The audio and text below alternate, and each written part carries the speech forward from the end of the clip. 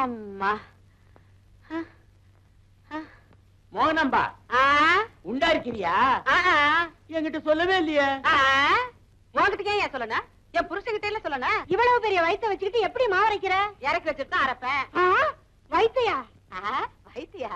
ஆட்டுக்கல்லதான் வடைய திங்க சொன்னா பொத்தல எண்ணிக்கிட்டு இருக்கீங்க. அது இல்ல, போன மாசம் கடையும் காலியா இருந்தது, வயிறும் காலியா இருந்தது. இந்த மாசம் கடையும் ரொம்பி போயிருக்கு, வயிறும் ரொம்பி போயிருக்கு. எப்படி? இந்த ரொப்புனவர் வர்றாரு, அவரை கேளு. அதுமா அலங்காரத்துக்கு அப்புறம் எங்களுக்கு குழந்தையா இல்லையா, குந்தி தேவி அம்மனை வேண்டிக்கிட்டோம். அவங்களுக்கு தானே நினைப்பிலேயே பஞ்ச பாண்டவங்க பிறந்தாங்க. அதெல்லாம் உங்களுக்கு எதுக்கு? சாப்பிட்டுட்டு கல்லா கட்டிட்டு இடத்த காலி பண்ணுங்க. வந்துட்டீங்க ஹோட்டலுக்கு, நல்லா வந்துட்டீங்க ஹோட்டலுக்கு. மண்ணெண்ண வாங்க கூட எங்க ஆத்தா என்ன கடைக்கு அனுப்பாது. என் தலை எழுத்து. பந்துல இருந்து சாராயத்தை ஊத்த வேண்டியது இருக்கு. அடியே அடி அடி பல்ல கட்டுவேன். பந்து அடிக்கிற எரி எரி எடு.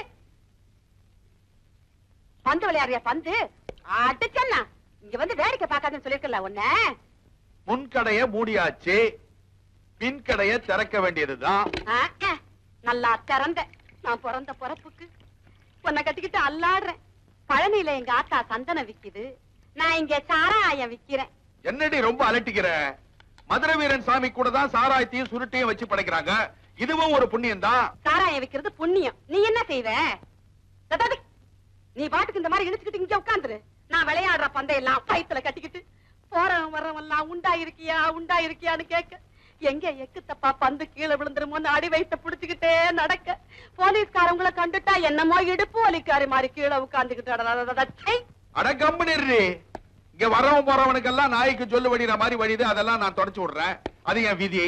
கண்ணு என்ன நான் என்ன சொல்றேன், இதெல்லாம் வித்து ஒரு 4 காசு சேரட்டும், லொடுக்குன்னு பட்டணத்துக்கு ஜம்ப் ஆயிடலாம்.